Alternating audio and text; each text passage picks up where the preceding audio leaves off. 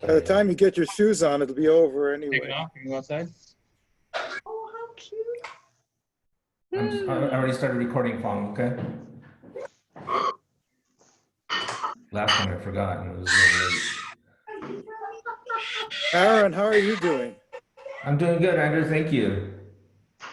I didn't get, my sleep was interrupted, I guess, yeah, like everyone else. You know, Yeah. I missed the earthquake. I heard about it, but I Oh, slept right yeah. through it. I didn't either. I didn't feel it. Where was the epicenter? Does It was anybody in know? San Fernando, I think by Pacoima. Oh my God. So it wasn't a big earthquake. I think it was a 4.3 or something like Right. that. And because it's so close, we felt it, you know.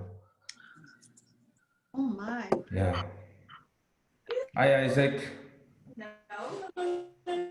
Isaac has a baby. No. Oh, that's right. That's what no is. No touching. No touching.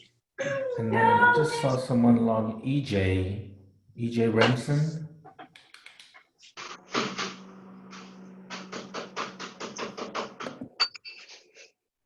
He's with AFP. He's an advisor. We'll get started in just a minute. I'm just missing Leo. I don't know where he is. So where are you? Okay, and then Arlene, is that? Where are you? Are you a guest or are you Arlene Romero? Where are you? Huh? Okay, not sure. Where is Leo? Where is Leo? Where? Where's Leo? Yeah, where is Leo? Hey. He's right here. Oh, how cute. Leo! Oh my goodness. You're gorgeous. Oh, yes. Hi, Leo. Oh, Arlene Romero, great. Thank you for coming today. Oh, has a hat on. Okay, We're gonna go hit the pool in a minute. Okay, we are gonna get started. One second. So much. Okay, As as we remember that July is transition month in the Rotary world, I call the July 30th, 2020 meeting of the Rotary Club of San Marino to order. We are truly a club that Makes a Makes difference.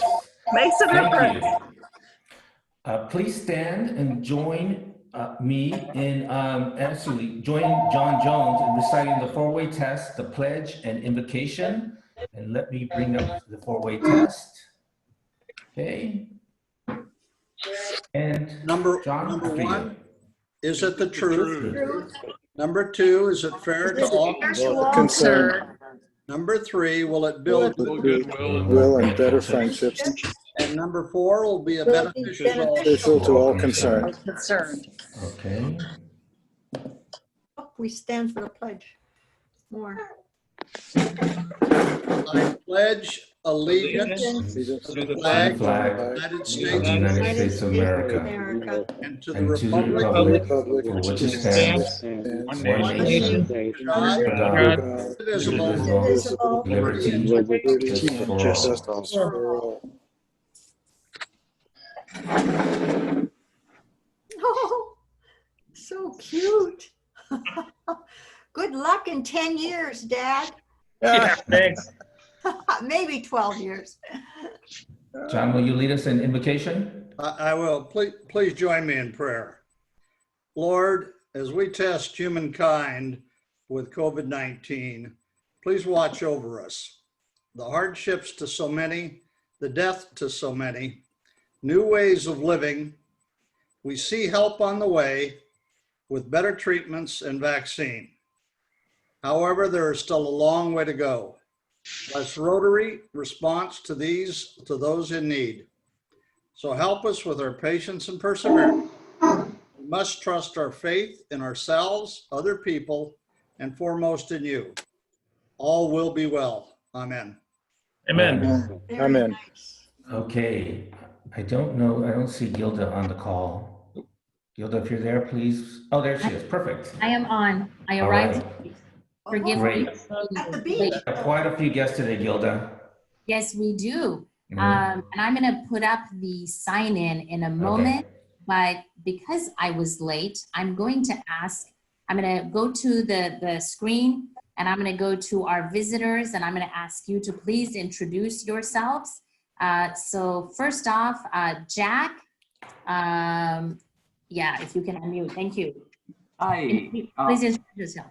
Okay, yes, my name is Jack Lau. I'm the branch manager at HSBC San Marino. I was born in Hong Kong, came to the States when I was 15. I love my career with 12 years of experience in the banking. My vision to use my knowledge to help the community.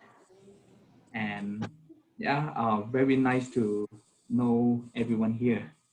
Thank you, Jack. Welcome. I want to mention that Bill Payne has been back and forth with HSBC with T, who is a member, who's now with another division of HSBC. So we welcome you to San Marino and to our Zoom format with the Rotary Club. Welcome. Mickey, please introduce yourself. That's me, Mickey. Yeah, it's Mickey Long. I'm a biology advisor for the Royals and Foothills Conservancy. I'm glad to be able to hear this talk today and join you all. I think you do great work. Welcome. Thank you. And let me go to, that's Nicole. Okay, Anna Hernandez, please introduce yourself. Hi, everybody. My name is Ana Hernandez Torres, and I joined AFC in October as their office administrator. And I'm familiar with Mickey Long and EJ Remsen, and I believe Smriti Krishnan just joined the board, and then there's Janice. So I'm looking forward to meeting Amanda on screen and hearing her presentation as well. Thank you. Thank you, Anna. Welcome. And I see Amanda. Hi, this is Amanda Zellmer. It's really nice to be here. I'm really looking forward to talking about the research that we're doing with the Royals and Foothills Conservancy. I'm a professor at Occidental College. I teach in biology, and I'm just getting prepared for a full semester of teaching online. So this is a great opportunity for me. Thank you. Welcome. Thank you for coming. I'm going to go to screen 2. Okay. And you know, sometimes people move around. So okay. I see Krishnan. Is it SS Krishnan? Forgive me, I don't know your first name. Yeah, I don't know why my first name is not appearing. Yeah, it's Smriti. Krishnan, I just joined the Royal Conservancy, the board. And so I was looking forward to hearing Amanda speak. Welcome, nice to have you today. I see EJ Remsen. EJ, we don't see you, we just see your name. If you want to introduce yourself, please.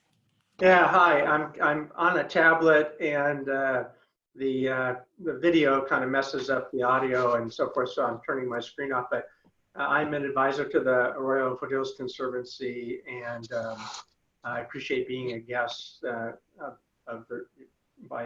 be invited by you Rotarians to listen to Amanda. I'm very interested in what she has to say, so thank you.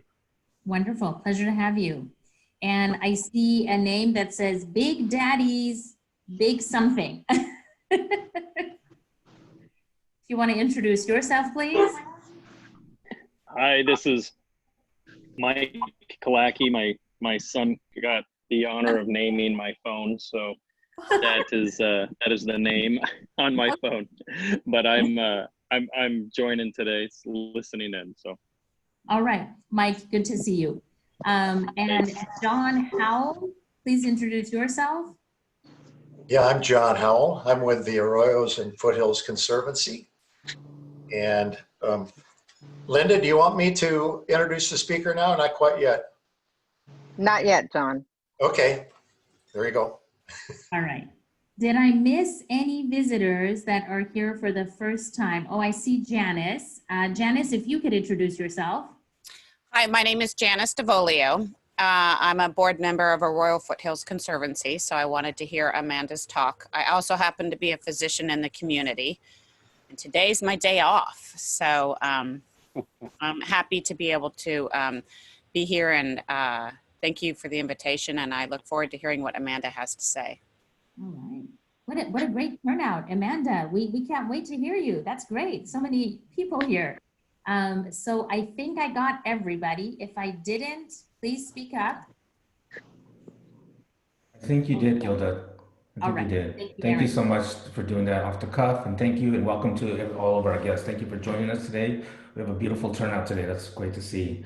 I do have a joke, but it is in the form of a cartoon, and I think it's kind of appropriate for today.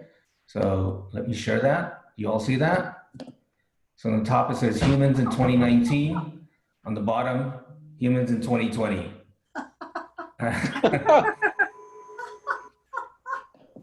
I love that joke. It's really awesome. Very Okay, good. great. Cool. Yeah. Okay, great. Okay, the polio pandemic pig.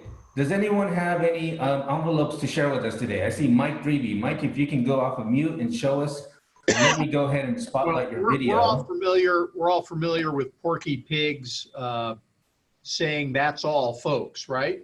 Yes. So here is that's great. Porky saying "That's all, polio." Yeah. That's great. That's great. So I'll start with my first gift in the bag here. Okay, great. Thank you, Mike. Okay, do we have another person that would like to share their envelope? Just raise your hand. Anyone else? Oh, we have Andrew Kindler. Let me spotlight your video. Okay, Andrew? Okay. Well, unfortunately, I don't have anything very exotic. Oh, okay. However, I am willing to put the money in it. Okay, great. That's what counts, right? Yeah. Okay. Let's see. Do we have anyone else? Oh, we have John Jones. He has the actual pig. You see the pig? And there goes the money. All right, great. Okay. And then I have one. Okay. Let me see if I can, well, can you all see this one? Yeah. Yeah. I just drew it and kind of painted it. So there's mine for today. Oh, how cute. Very Yeah. good. Wow. That's not fair. You're creative. Oh, That's not thank you. fair. Very nice. Okay, but I forgot to bring cash with me. I'm sure I have some cash in here, but Aaron, yes. before you move on, maybe our guests would like a very brief explanation about the polio pig. Yeah, I'm actually going to share it for guests and as well as the Rotarians who were not here last week. So the pandemic pig. This is a idea that John Jones brought to us, which I think is a great idea. As you know, we can't raise funds physically, so he came up with a creative idea called the pandemic pig. Our goal for 2020, 2021 for Polio Plus giving to the Rotary Foundation is $1,275. As we continue with virtual meetings for the foreseeable future, our foundation president has come up with a new approach than to pass pig around we have used in the past. So what we'd like for everyone to do, and we still have one more week to do this, is to take a blank envelope and then using the polio pig theme is to decorate your envelope in any way you want. You can do a drawing, you can do a stick figure, you can have your children draw it for you or your grandchildren, whatever it is that you like. You can make a printout and paste it on just like Mike did. Whatever it is you want to do is let's just try to have fun with this. And then we're going to present our polio pig. We did that today. And so we're going to do that again on August 6th. So I'm going to send a reminder email so that we remember to do that sometime next week. And then every time during the polio pig, normally during the time we pass around the polio pig, we're going to say, let's make our contributions to the polio pig, and then you put the dollar amount that you want in your envelope. And so we'll make that announcement at every meeting. And then when it comes time to have physical meetings, John will collect all of those and count the money. And at that time, hopefully, we'll contribute it in person. Okay? So don't forget next week, please. Pandemic Pig. Thank you for everyone who participated so far. Okay, now it's time for announcements. And I will start with Denise. And I can share that too. All right. Well, everyone, this coming Sunday, we're having our food drive for Foothill Unity. I thank Rotarians and influencers who have reposted on Facebook. I really appreciate people who have said, hey, yeah, we would just as soon give cash. And let me tell you, cash works for Foothill Unity because they buy wholesale through the LA Food Bank. Our food drive is going to be from 9 till 11 a.m. at the St. Albans entrance to Lacey Park. And we can thank our Scout Troop 351B and 351G for boys and girls who we sponsor, and their parents, especially Nancy Coe, who has done so much to help us publicize this event as something that we can do in our community. And as we always remember, none of us can do everything, but all of us can do something. So go do good and come join us, drive by, put groceries or a check in your trunk, and we will gladly get that to Foothill Unity. Thank you. Yes, so just to repeat, all you have to do is come by, put the groceries in your trunk, come by, and then we'll pick them up from you. So please, if you can please enforce this Sunday from 9 a.m. to 11, that would be really great, just to kind of show our faces out there and show them what we do. So thank you. So once again, it's this Sunday, 9 a.m. to 11 at the Scout House on the St. Albans. Does everyone know where that is? Okay, great. Okay, Gilda. Okay. So as membership chair, I want to, first of all, I want to thank the few people who raised their hand last week. You brave souls, you decided to join my committee. Bill Payne, if you're here, thank you so much for joining the committee. JP Mengi, thank you. I know you have a big job next year as president, so thank you for joining our membership committee. And also Caroline Yu, I just want to thank you for reaching out. So I am membership chair this year. We have a committee of now 11, 11 people to grow Rotary. And so here's a few asks that I have of you. Number one, there's a chat. If you open up your chat on the bottom of your screen, go ahead and please sign in. For our guests and our Rotarians, please sign in so we can track who's here and follow up with our guests. I know many of you are here for the speaker, but we are growing Rotary, and we'd love to connect with you. If this is your first time visiting with a Rotary Club, let us connect with you, share with you more about what we do and how we help our local as well as international community, even in this Zoom format. So we'll get back in touch with you. We are going to do a couple of really neat things this year. We're going to ask you to share your Rotary moment with us. We're going to be putting on social events through this virtual format, and we do great work. I hope that when you visit with us, you will see the impact that we make in our community and ask us about membership. Really that's it. And if you want to help us in our efforts to grow Rotary, reach out to me. We welcome you. And if I still have time, Aaron, do I have time? Yes, yes. Okay, I'm gonna go to one of my favorite people who is always ready to share his Rotary moment, and that is Mike Dreby. Mike, would you share with us what was your Rotary moment and why you are still here? And tell us, before you give us your Rotary moment, tell us how long you've been part of Rotary, and, Sure. and share with us your Rotary moment. Thank you. I joined Rotary in 1994, and I joined the Pomona Rotary Club. And the reason I'm still involved in the movement is I really joined because my boss told me I was going to be a Rotarian, basically. But I stayed on because I made great friends. And I also found an opportunity to serve my community through Rotary. And I think what I found most appealing was also the opportunity to serve the world. I could act locally and have an impact globally. And the Rotary moment for me, or one of them, came when we did an international service mission to Mexico. We had a buddy who was an American Airlines pilot, and he got us free passage of a cargo container which we filled with wheelchairs.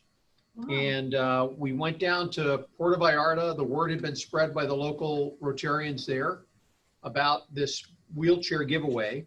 And people with physical disabilities came out to get a free wheelchair. And for a lot of these folks, this was the first time they would have independence in terms of mobility, but also dignity. Many of these folks were dragging themselves through the streets. So typical sort of ignorant Americans, we got down there, and one of my buddies grabs his camera to get a picture of this man carrying his son in his arms. And the dad didn't speak a lot of English, but was very upset. No pictures, no pictures. So interestingly enough, after all the speeches were done, we started fitting people for these wheelchairs. And one of the people I happened to fit was this young man. He suffered from cerebral palsy. Dad was with him, of course. We adjusted the wheelchair, and his outlook had been very sort of flat until we got him in the wheelchair, and we saw this big smile on his face, which was really great to see. But we looked up and we saw Dad, tears streaming down his face, and he says, "Picture okay, picture okay." And that's when I went from being in Rotary to having Rotary in me. Oh, how nice. Very nice. Yeah. Thank you for sharing, Mike. Always prepared, always ready. I love it. That's probably what you say in the elevator when you meet somebody new. Thank you, Mike. You're welcome. That does it for us, Aaron. Thank you. Thank you, Gilda. I've heard that story before, Mike, and it's always great to hear, always. Okay, I have one more announcement. In the Tribune, Mitch did a little piece on our two BART scholarship winners. Hope you got to see that. Thank you to Mitch for posting that, for publishing that. Also, thank you to Bill Payne for his work in getting that in the paper. Also, Dennis Neer. And of course, thank you to Gilda and her committee for making it happen for those two scholarship winners, Rochelle and Ethan. Okay. Without further ado, at this point, I am going to hand the meeting over to Linda Waugh. Good afternoon, fellow Rotarians. I know it's been a little while since I've seen you, so good to see everybody. I wanted to introduce our speakers, and first of all, I want to introduce John Howell. So John is the executive director for over 10 years at the Arroyo Foothills Conservancy. And so he'll be introducing Amanda, who has been doing work for them. And as you can see, there's quite a few people who are really interested in hearing about Amanda's work. But John was actually a real estate attorney, and he represented the Nature Conservancy in acquiring 14 open space properties and the Trust for Public Land in acquiring 3 of those. And John is a Pasadena resident. So he's had, if you read his bio, he's had a lifelong passion for preserving the environment, protecting the natural areas, so for everyone's enjoyment. And so, so he talks about how he grew up and his dad backpacking, and this sort of built his passion for preserving our environment. So some of you remember that John and the Arroyo Conservancy came to the Rotary last year and talked about the handling of the coyotes and the urbanization and how it's impacted their environment. So we're all really interested in hearing Amanda's work, which talks about this. So with that, John, I'll let you go ahead and introduce Amanda and anybody else from the AFC. That's great, Linda. Thanks so much for inviting us again to speak with you. And Aaron, thank you as well. I know we've introduced ourselves already, but I'll give a little shout out to 5 other people that are associated with the Arroyos and Foothills Conservancy, and they're here because Amanda's doing very important work that really is helping us out immensely, and they wanted to hear her story as well. So thank you for the opportunity to allow others to listen in. And those others are Janice DeVolio, who will be this next year our president, our board chair. Then we have a new board member, Smriti Krishnan. She just joined. Mickey Long is our erstwhile biologist, so he's an advisor for biology. E.J. Remsen is an advisor for land acquisition. And then Anna Hernandez-Torres is on staff with a few others of us. Oh, and by the way, greetings from Pasadena Rotary. You guys are doing great stuff, as we fully know you do. So I went to Occidental College, as did Amanda. And when I was became associated with the Conservancy, Nancy Steele had run it for 10 years. She went to Oxy as well. So our roots go deep with the Conservancy and Occidental College. And I was very happy to learn that we were getting an intern from Occidental College. And that intern came last year when I spoke with you. Her name is Roshni Katrak Adafora. And once she got going and understood what we were doing, she said, oh, you know, I have a close association and work under an assistant biology professor at Oxy, and you might be interested in what she does. Well, I couldn't believe how fantastic the connection was, because as I shared last time, we're working on a 20-mile long wildlife corridor that will connect the San Gabriel's at Cajamonga Watershed Park in Altadena through the San Rafaels and the Verdugo Mountains, out the other end to the San Gabriel Mountains at Tahunga. So we call that the Cajamonga to Tahunga Wildlife Corridor. And so we want to learn as much as we can about the activity of wildlife. And we want to know as much as we can about the attributes of certain properties that we want to buy to preserve this corridor. And when you hear Amanda, you'll see how this fit is so fortuitous. So with that, Amanda, you read the bio. She's an assistant biology professor at Occidental College. And we just couldn't, as I said, we couldn't be happier to have her working with us, not only on the virtual technology that she's using, that she'll describe to you, but also as an adjunct to that, she's running our whole photography program. We have about 30 cameras out in the field at any one time. And because that complements what she's doing, she said, hey, look, why don't I run that for you, the placement and the oversight of the cameras. So Amanda's just invaluable to us. So with that, I introduce Amanda Zellmer. Hello, thank you for the lovely introduction. I am trying to get my talk pulled up. Unfortunately, with having Zoom open at the same time, it caused PowerPoint to crash on my computer. So I might have to log out really quickly to get this open, unless it opens right now. Hopefully, oh, I think it's opening. And then I will share my screen if I have permission to do so. Yes, you have permission. Okay, thank you. Share, okay, wonderful. I think I'm in. Okay, can everybody see that? I'm gonna put it into presentation mode. We can see Wonderful, okay. Oh, good. I was worried it wasn't gonna work for a second. Okay, lovely. I'm so excited to be here and talk to you all about the research that we're doing in the greater Los Angeles area to look at the wildlife that live here and how they use habitat, the green spaces that are located throughout this major urban center in the world. I want to just, before I dive into everything, I want to thank all of the people who have worked on this project, all of the folks at the Arroyos and Foothills Conservancy. They've had a number of interns over the last couple of years who have helped with this work.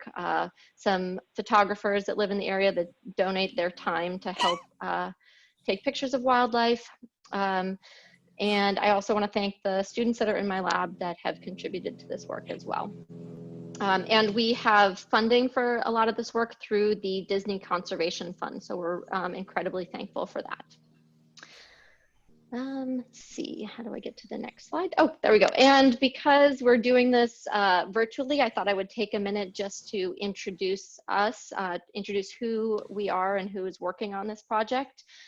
So we are a collaboration between the Arroyos and Foothills Conservancy and what I call the Occidental College Computational Biology Lab, because we do a lot of computer modeling of biological systems.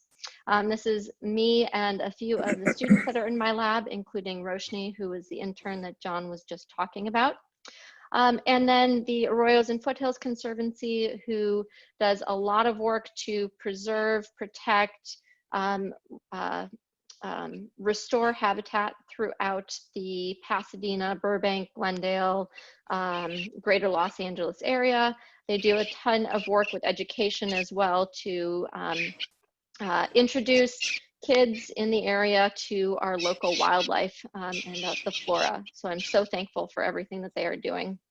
And I'm really fortunate that we've had this opportunity to work together.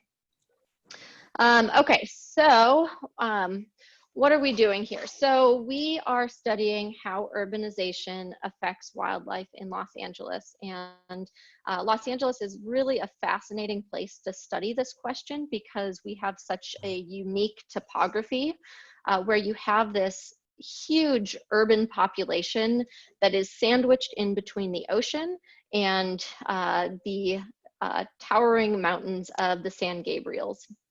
And unlike a lot of other cities, what ends up happening because of this unique layout of the landscape is you have urban area that goes all the way straight up to natural area. And these little natural areas just sort of rise out of this an ocean of urbanization, basically. A lot of other cities, you might see a more natural gradient going from urban to rural to natural habitat. But I think the way that our landscape is laid out gives us a really great opportunity to study wildlife movement in particular, because you can see how do wildlife get between these really nice natural habitat patches that we have throughout the city. And you can kind of see that in this picture here. This is looking down over La Crescenta. You can see the 210 and the 2 where they come together. And you can see how the urbanization just goes straight up to the mountains and then stops. The other reason why our area is so great for studying the impacts of urbanization on wildlife is because of our wildlife. We are one of the only 2 megacities in the world, or very few megacities in the world, that can call itself a home to large predatory cats like mountain lions. We have many other amazing wildlife like bear, mule deer, bobcats, skunk, which you see here. We have rabbits, we have coyotes, we have many different bird species. It's just a really incredible area for wildlife. And part of that is because of our unique topography, because you have coastal habitat all the way up to mountain habitat. You get really quick change of the different ecosystems, which makes it possible for so many different species to live in our area. So I've been really fascinated with studying how wildlife are responding to urbanization. And, you know, obviously urbanization is going to take away habitat from species that naturally live here. But also a lot of wildlife are able to adapt or I'd say tolerate urban areas and actually even take advantage of urban areas. And so there's a lot more wildlife here than I think people often realize, and finding out how wildlife are able to cope with the urban environment is becoming an increasingly important question to ask. Urban ecosystems are the fastest growing ecosystem across the world. And so this question will just become more and more important as we see more land converted to urban habitat. So what are we doing? We are trying to study where are the best areas to protect and preserve for wildlife in Los Angeles. This is working directly with the Arroyos and Foothills Conservancy, who is doing the protecting of that land, finding ways to preserve areas throughout the greater Los Angeles area along the foothills of the San Gabriel Mountains. And this map sort of lays out the major habitat areas that we have, the Verdugo Mountains, the San Rafael Hills, and then up into the San Gabriels. And it points out a couple of places that AFC has been targeting for work, particularly Cottonwood Canyon and the Tujunga Corridor. And as we are taking a look at the map here and trying to figure out areas to protect, what we need to know is what areas are wildlife using in the first place? Where are wildlife inhabiting? And what makes different places on this map better or worse for preserving? Some areas might have better habitat availability, they might have better habitat quality, and those habitats might be more connected to larger areas like the San Gabriels, where wildlife can have a refuge to go back if they need to have access to resources, be able to find prey, find food, maybe find mates, and so on. And then the other important thing is landowner collaboration, finding areas where people are interested in helping protect their land for wildlife corridors or protecting the area around their land. So these are all things that we're paying attention to. And in order to do that, we really have to study the wildlife and how they're using the land and where they're at. And I just wanted to stop for a minute. If anyone has any questions along the way, please feel free at any point to jump on, chime in and ask a question. I can't see you all as I'm talking, so just feel free to unmute yourself and ask a question if you have one. Okay, so how do we monitor urban wildlife? Sorry, got ahead. We're doing a sort of a multifaceted approach here. John mentioned that we have a number of camera traps. We're doing a lot of camera photography to be able to see what wildlife are there. And you know, if you've ever tried to see a mountain lion before, it's not very easy to just go out and find one. It's much easier to set up cameras and try to capture them as they're moving around naturally in their habitat. So we have a number of camera traps. This is a picture of one of the ones that we have just north of the 210. You can see the camera on the left-hand side of the screen. And I really like how this demonstrates, this, habitat just right next to urban habitat, right next to areas that people are frequently moving and might be preventing wildlife from moving between the Verdugos in the far part of the screen and the north side of the freeway, which is where the picture was taken. So just to tell you a little bit more about what camera traps are. So these are motion triggered cameras, and as wildlife walk in front of the camera, it will automatically take a picture of them. We have cameras set up 4 times per year for a month at a time. And we do that throughout the year. And those cameras, we have about 20 to 30 of them set up along a transect that ranges from the Cajamarca area to the Tujunga Valley. And then we also have a small transect that runs down along the Arroyo Seco. And we've sort of randomly chosen along that transect where to put these cameras so we can get areas that might have good wildlife, areas that might not have good wildlife, and that way we can get a better understanding of the types of habitats where wildlife are inhabiting. And then the other nice thing about these cameras is they take pictures both during the day and during the night. If an animal walks by, it'll snap a picture and then it will reset and it'll wait for 30 seconds and take a picture of something else that might be walking by. And let's see, what else can I tell you about the cameras? They can usually last for a couple of weeks. Oftentimes if there's a lot of wildlife activity, it might use up the batteries, and so we check on them periodically just to make sure that they're still running, download photos from the SD card, and then set them back out again. We also have, so this is sort of your basic camera trap. We also have a couple of photographers who have really nice cameras that they have set up to get beautiful images of wildlife. Some of the images that we get off of these cameras, because they're taking daytime and nighttime photos, are just not as great of quality, but we have just some amazing photos that Joanna Turner and Denny Calais have been taking for the last number of years for AFC. And those sorts of photos help get people excited about conservation and wildlife, whereas these photos are more just documenting what wildlife are there. So to give you an idea of where we have all these cameras and the scale of this, the big dark blue area to the top corner here is the San Gabriels. The sort of oval shape blue area in the middle is the Verdugo Mountains. To the right of that, we have the San Rafael Hills, and you can see all of those little white dots are different cameras that we have set up along there. And then the white dots that sort of run from the top to the bottom all the way on the right-hand side are running down along the Arroyo Seco. The blue areas down to the left, that's Griffith Park.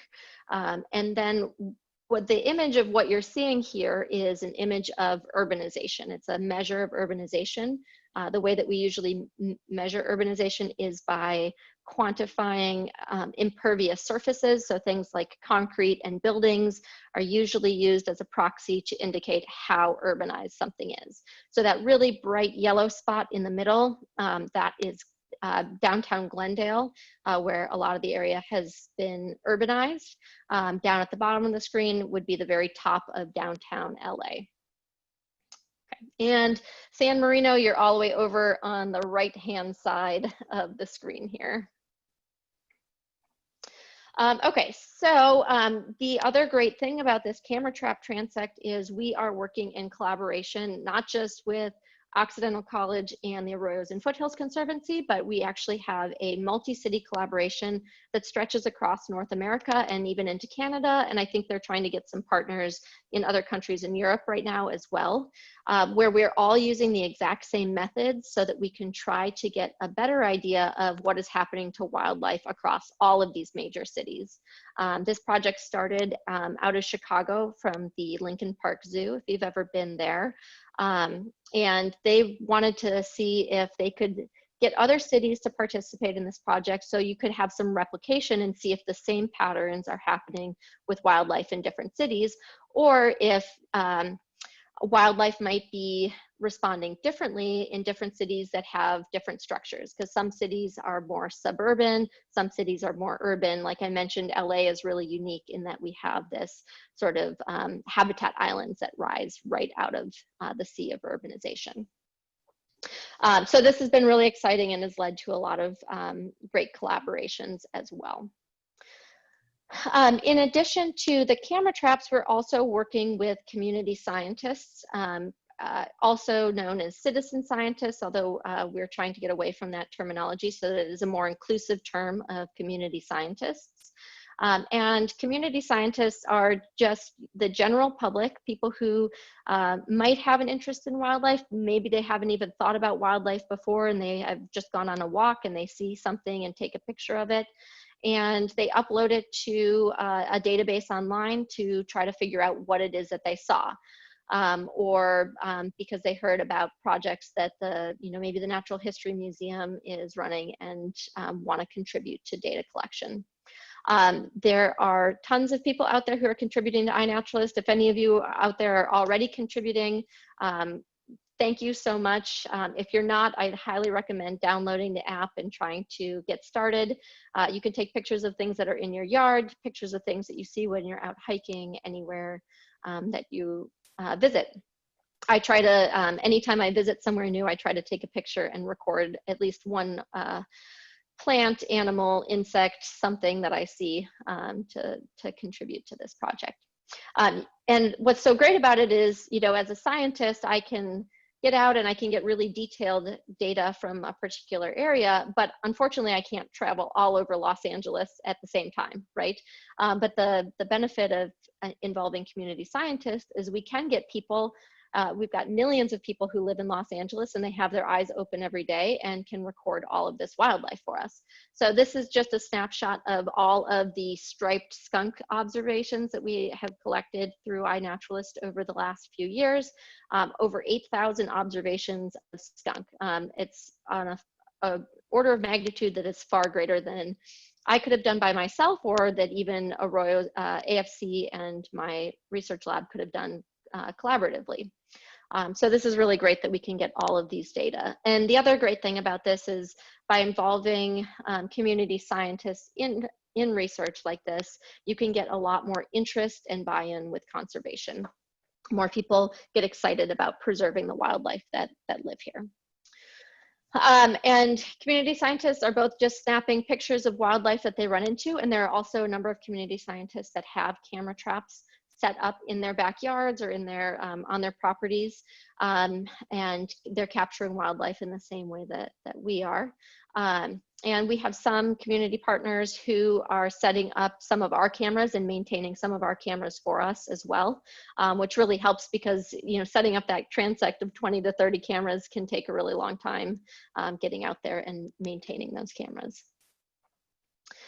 Okay, so what are we doing with all of these data? I'm just going to focus in on one question that we're looking at today, which is trying to figure out where would be really good ideal areas for placing wildlife corridors, so that we can try to keep these green habitat patches that we have in Los Angeles connected to one another.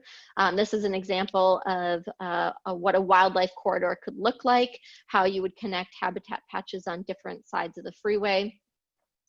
It can look like this, or it can just be, you know, a number of properties, houses committing to keeping habitat on their properties and keeping that habitat connected from one property to the next, not putting in fencing that prevents animals from moving between habitats and so on, so that you can have contiguous habitat that animals can get through. So how are we studying that? I want to give you a little bit of a background of how we model this and how we try to study this with the wildlife observations that we have. So let's imagine that you have an animal and they live in one little urban habitat patch and they want to get to the other habitat patch. Maybe they want to get there because they've run out of food in their habitat patch, or they want to try and find a mate, or they want to establish their own territory away from their parents.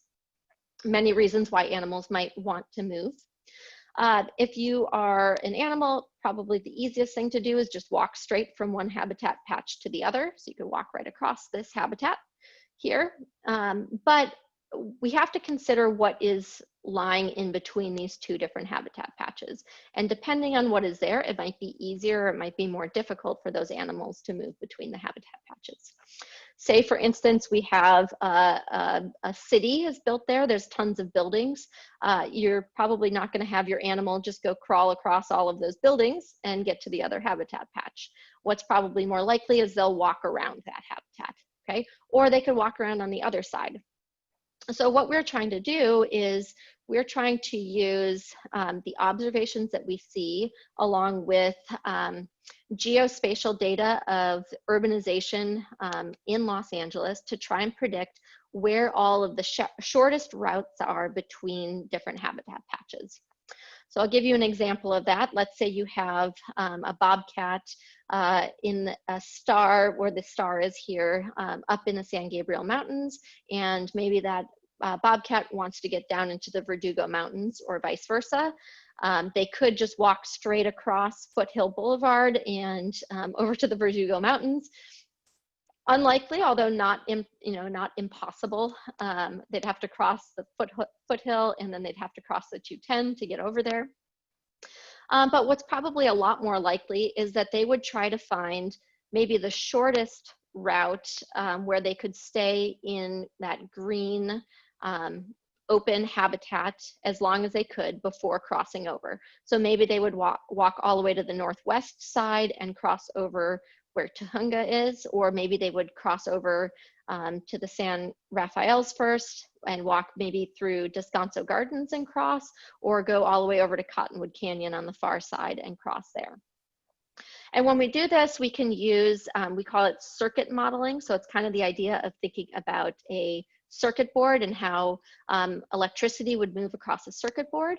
And we try to map out all of the possible routes an animal could take. So if we think about the urbanization and we model that habitat, we come up with a model of connectivity that describes areas that are easy for wildlife to move and areas that are more difficult for wildlife to move. So this is showing that exact same map, but instead of showing urban habitat and natural habitat, it is showing connectivity. So the warmer colors, the yellow colors, are showing areas that are really predicted to be easier for wildlife to move, and the darker purple colors are showing areas that would be very difficult for wildlife to move. And as you can see, it's sort of predicting, you know, little routes of habitat that connect the San Gabriels to the Verdugo Mountains, to the San Rafaels, and then back into the San Gabriel Mountains. Areas that are places where there are riparian, natural riparian corridors are really great for providing some baseline habitat that they could potentially move through. Okay, so we've done this process not only for bobcats, but we've done it for mountain lions, we've done it for mule deer, we've done it for bear, we've done it for skunk, coyote. I can't remember the other species that we've done off the top of my head. We have 8 different species, and we've modeled connectivity for all of these different species, and we've then added it all together into a full model describing what the best corridors would be for all of these species combined. And when you do that together, you see that not only does it matter if it's natural habitat, but also if there are riparian corridors available, and then how close how close habitat is to natural habitat. So urban areas that are sort of isolated by themselves and really far away from urban edge or far away from a natural habitat are much less likely to contribute to connectivity. So again, all of the warmer areas are showing potential routes for connectivity. All of the darker colors are showing areas that would be more difficult for animals to traverse. And then what we can do is we can go in and we can look at areas that are predicted with high connectivity. We have some areas that are already being targeted by AFC for purchasing lands and protecting those lands.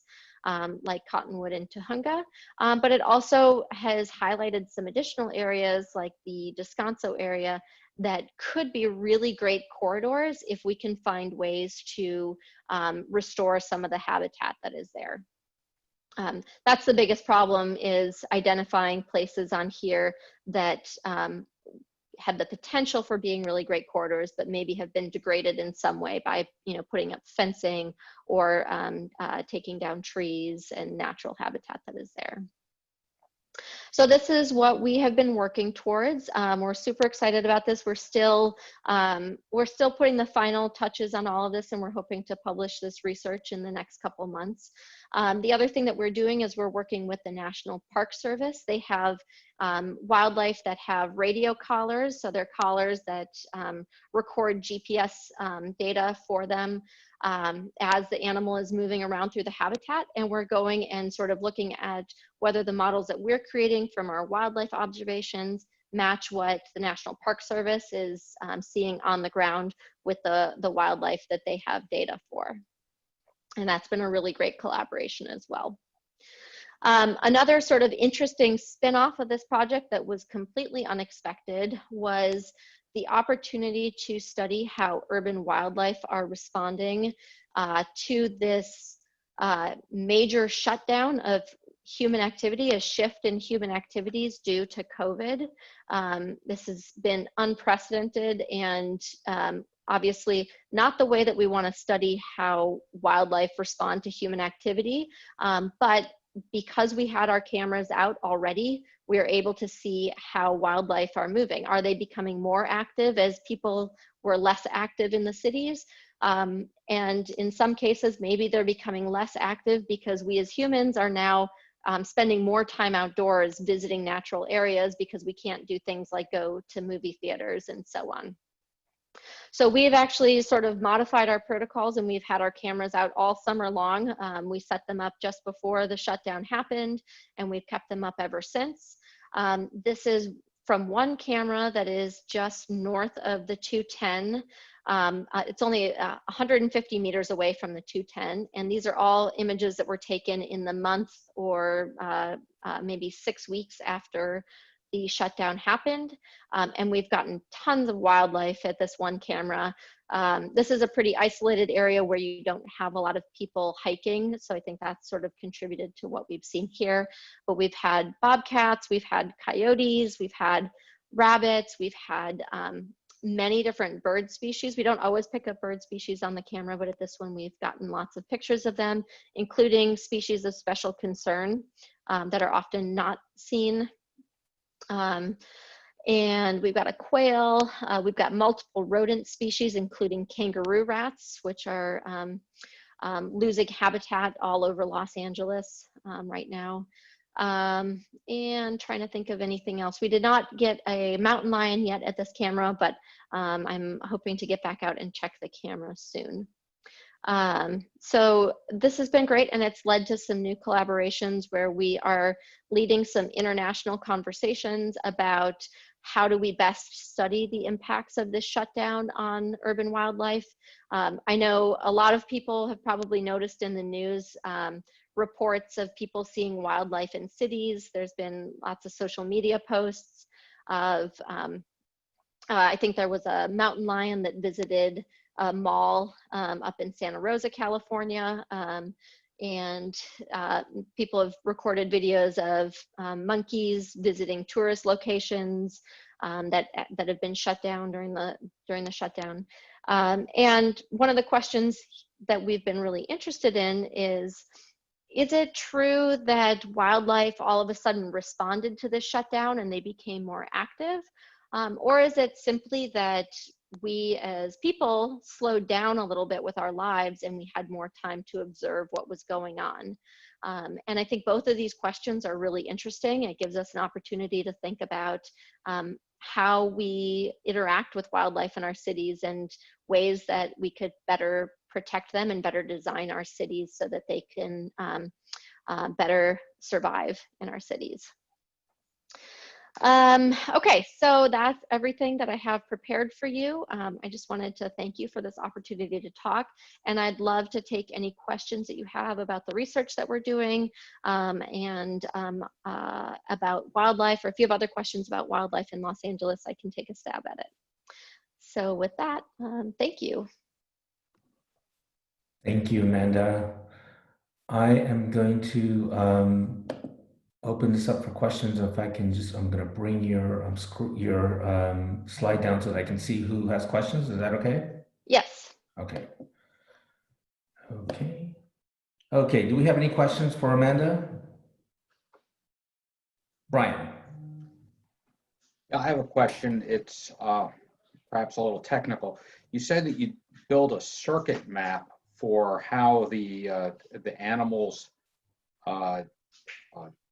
transfer between regions, and I'm wondering, how do you do the underlying assessment for that?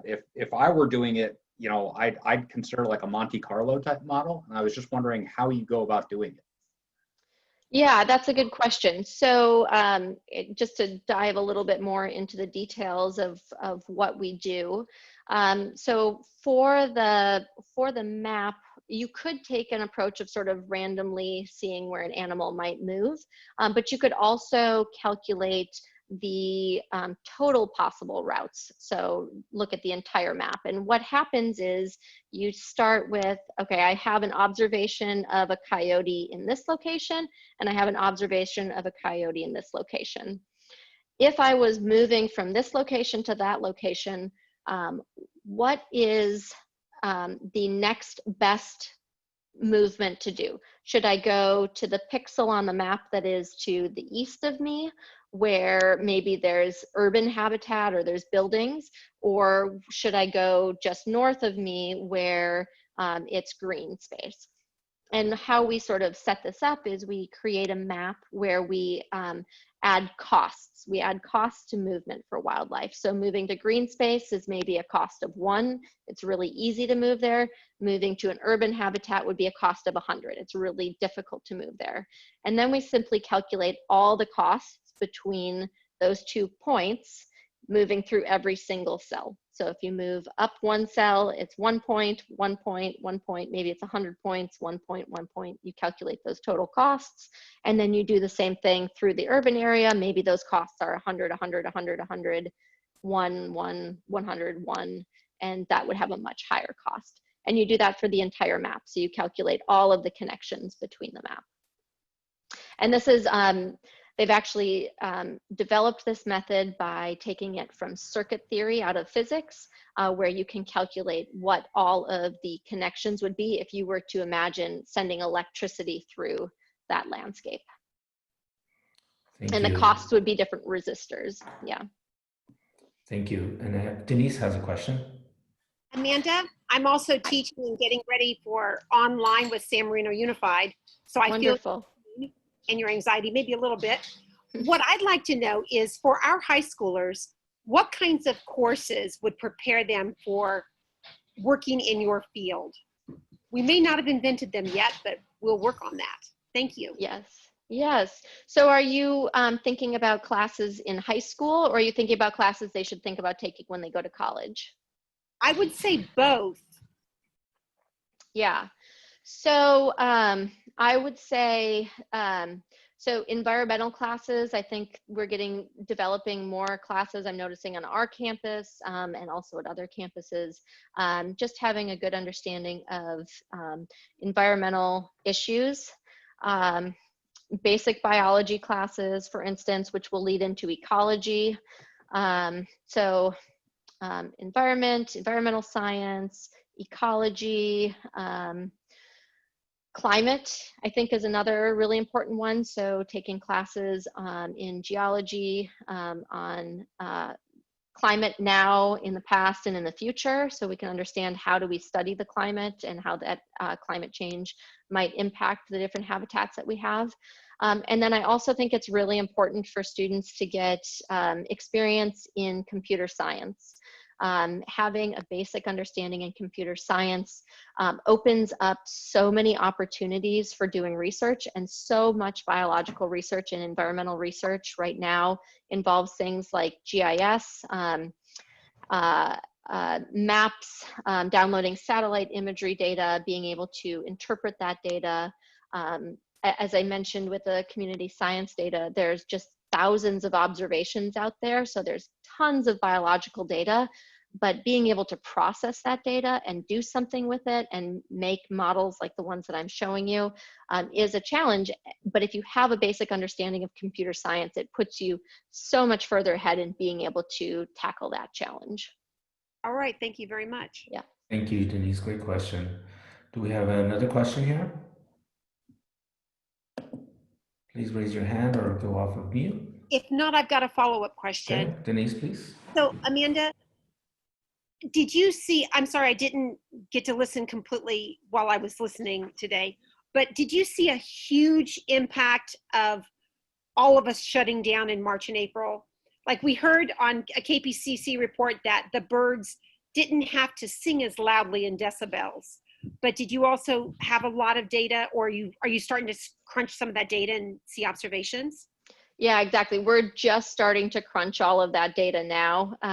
The first step in this process is once we download all of the camera images from the field, we then have to upload all of those into a database and then go through and tag every single one of those photos, what wildlife is there.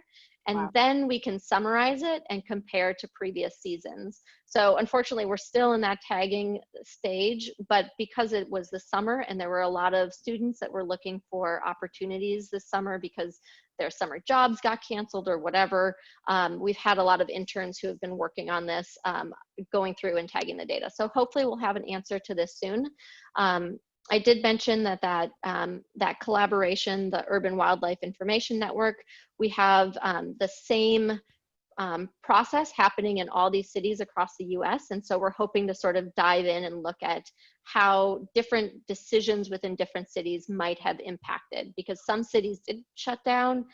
Some cities like Los Angeles, they shut down even the beaches, they shut down hiking trails and everything for a short period of time. And other cities left those open. So I don't have a complete answer for you, but I am really excited to see where it leads. Is that the kind of data, you know, Linda Waugh did your introduction. I love Linda Waugh. PCC is my heart, along with SM. And I'm wondering what kinds of jobs are available for people who want to do certificate or 2-year degrees. Are you also having opportunities for employment for students who are ready to move into the workforce sooner? Yeah, that's a good question. Maybe John could comment on that a little bit more. We've have internship opportunities for undergraduate students, for high school students, usually every summer. John, did you want to comment on that? Oh, I think you're muted. John, yeah, if you can unmute yourself. There we go. Because of COVID, we have shifted our focus to virtual education. So we had 64 field trips scheduled for this last school year, and we had to cancel 50 of them. So what we are doing as an alternative is to do videos of on different topics. We've just released one on geology of the local mountains. We've done one on wildlife, on native plants, and we have a series of those that are going out, and that is good for a wide range of ages through high school, young through high school. So that's a teaching device that we make available to teachers. We have other curriculum that's available to teachers. But a big focus of bringing people to the land, kids to the land, is not only to have that experience in nature. The only way you, I think the only way you really come to viscerally appreciate nature is to be there, is to visit nature. But it's also careers in conservation. So it's not just gaining an appreciation for nature, but it's also creating opportunities for youth to look at what their interests are and if it fits in with conservation. And so that's definitely a focus. We have a full-time program and lands administrator who really devotes himself to all of that sort of work. So I can't speak specifically to it, other than that is a goal of ours. And this internship program that Amanda's talking about, we track the interns, and it's really nice to see progress where they're moving and some getting into the environmental field. Thank you. Thank you, John. Amanda, can you explain one more time about the iNaturalist app and how we can contribute? Yes, definitely. So iNaturalist, you can do it either on a desktop or you can download it on your phone. And the other complementary app that goes along with it is called Seek, S-E-E-K, by iNaturalist. And Seek sort of just gives you an idea of what wildlife are around, so you can try to find the things that are in an area that you might be visiting. With iNaturalist, you can either take a picture that you have already on your phone, or you can use the app itself to take a picture.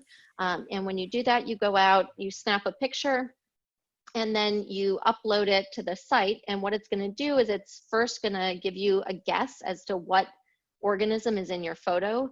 So things that are more often seen, the computer algorithms that they have are better at identifying those things. So if it's a squirrel, it'll tell you what species it probably is.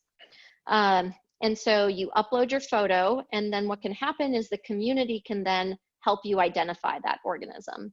So you would maybe say, okay, I found a butterfly. I don't know what kind of butterfly it is, but I marked it as a butterfly. And now I can go on there and I can say, oh, Aaron posted a butterfly. I know what butterfly species this is. I'm going to mark it down as a monarch butterfly, right? And then John Howell jumps on and he sees it too, and he marks it as a monarch butterfly too.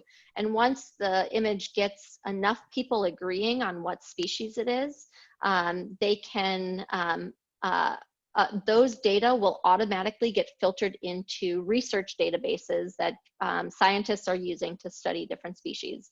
So they might use it to be able to identify new habitats for species, identify places for restoring habitat. Maybe they're studying just the ecology of the species and they need new study sites, something like that.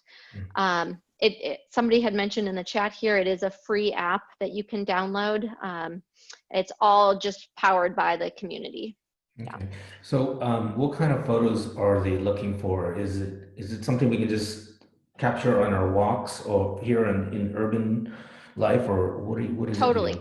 Okay. Yes, everything. So everything in urban areas, everything in natural areas, wherever you are, anything you take a picture of is great. The only things that you want to avoid are anything that is a pet, captive or cultivated.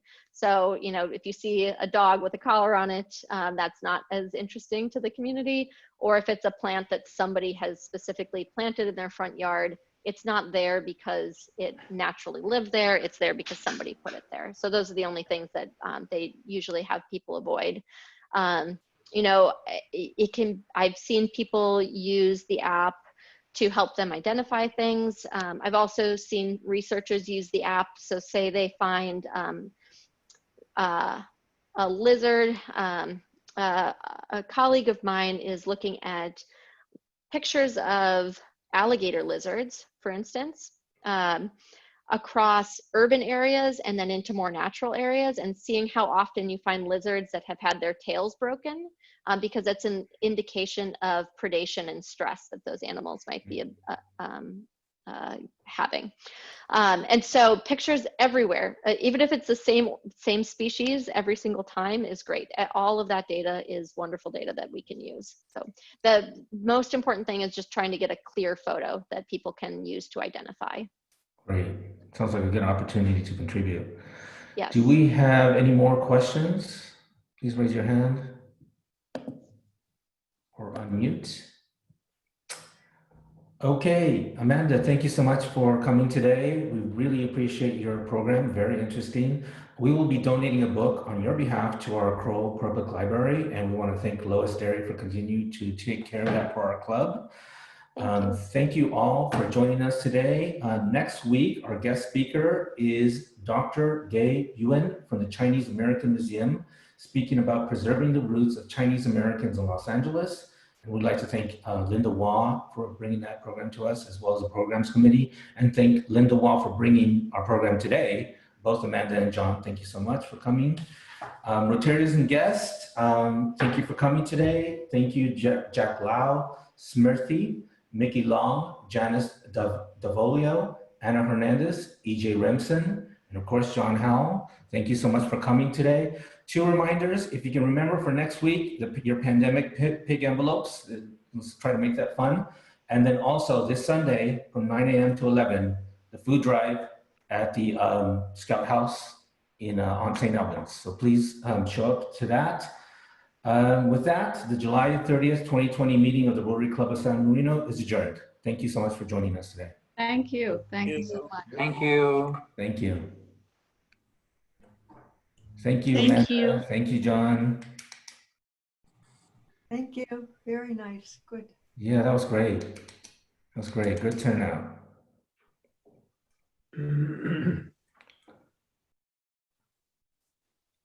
Hi, Fong.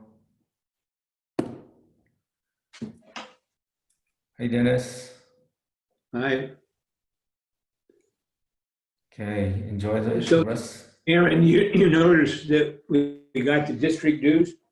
They usually just about $3,000. Yes, and I saw your email. That would be great if we can give back to the club. 50% discount. So yes, we'll take all that into account when we do the next billing about what our expenses are and pass those savings on to the members. Yeah, the one thing I did not notice was the rebate that Luann mentioned she was going to provide. I know that they did a 50% discount for the second half of 2020, but she also said they were going to do a rebate for the first half of 2020. So I didn't see that on the invoice.